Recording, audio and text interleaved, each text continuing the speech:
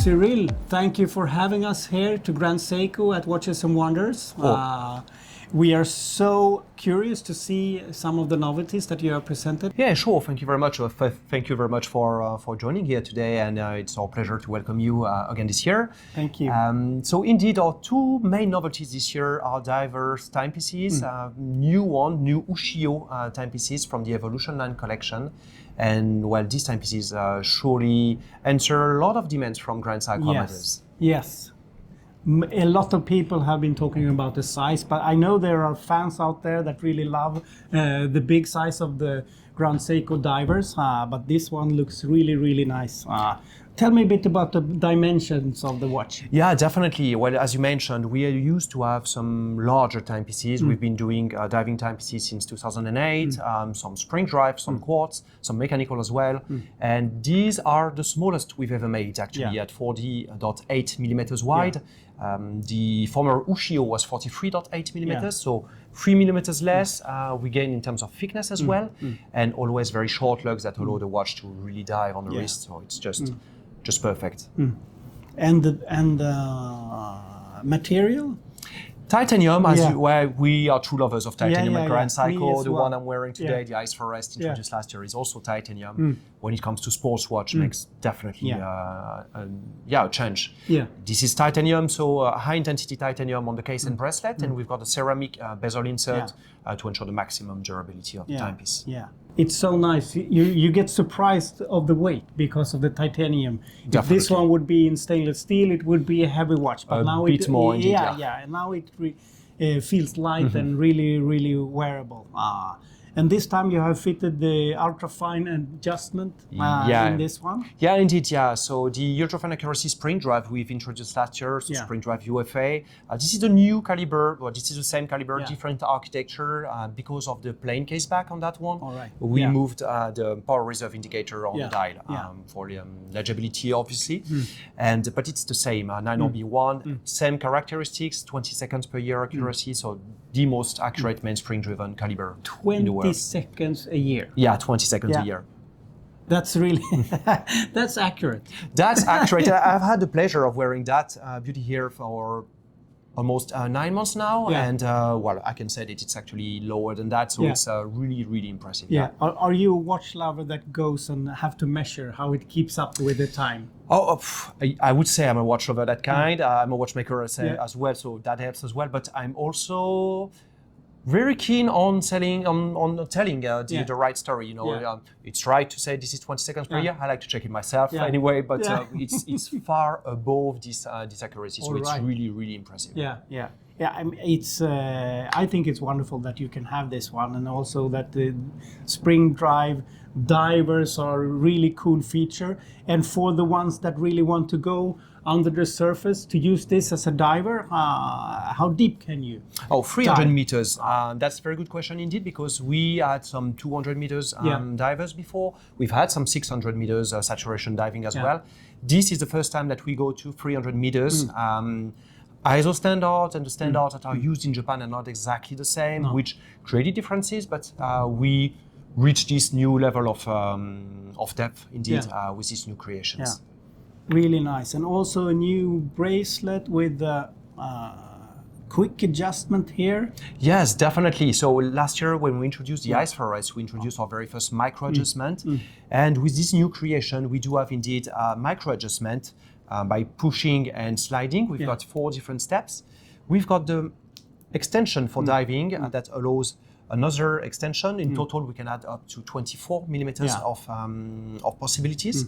And when you lock the watch, you can actually lock the clasp so that it prevents from accidentally opening when wearing the watch nice. Diving condition. Yeah, and there's a little color marking there as well. The red indicates danger. You haven't locked your watch indeed, I mean, no one wants to see his watch diving more than he does, you know, and just getting to the bottom of the ocean. So makes perfect feature indeed.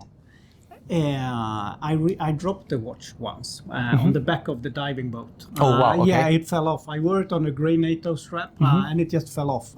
So we had to start the dive by looking for the watch. Okay. I thought, Treasure hunt. I will never get it back. I understand. But then after 15 minutes, the dive instructor made like this under the water, and then I got it back. Okay, perfect. It's really nice, and the wave pattern on the dial, a beautiful watch. Yeah, indeed. That is a tool watch in the end. This is a proper tool watch, 300 meters diving, high intensity titanium. Yet that remains a Grand Seiko. Yeah. This we can see from the Spring Drive caliber inside, but also from the poetic approach of these timepieces, which are inspired by Ushio. Ushio means tide in Japanese, and so it's basically waves pattern on the dial. We have introduced this pattern back in 2022. For the first time, there are gradient color on them, so blue one and green one. Which allows of really the sensation of being just underwater and having just some sparkle of the sun coming inside. The blue one stands for the depth of the ocean, while the green one is more like the shallow water on the coast. But two beautiful expressions. Very nice, and it goes from dark to light. Yeah, in the indeed, middle. Very nice color on the ceramic vessel as well. Really, really nice watches. And how have the reception been? So far, so good. Well, we are the second day of the fair today, and from the comments we've seen online, it seems extremely welcomed. Yeah. Again, this has been awaited by for a long time by Grand Seiko amateurs, a smaller diver, and it's finally the case. It's also adopting the Evolution line codes, which is a design that is beloved already. It's been introduced around 2020, and so this makes up for it, and also the fact that it adopted a lot of the Evolution line that was not yet in the Ushio, including the hands and also the rectangular markers on that one. It's a brilliant timepiece. No date as well, which keeps very simple. The dial very clean as well. So, yeah. Again, I'm not very objective. I'm sorry, but no. But I understand you in this case. It's really, really nice watch. And how long before we can introduce it to our customers back home in our store? This is going to be just perfect for summer because these are actually coming up in June. All right, nice. So this is the diver's watch for this summer. And here we have something a bit special. Can you tell me about this watch? Yeah, indeed. So, well, in 1967, we've introduced a beautiful timepiece that was made by the same manufacturer that created the first Grand Seiko.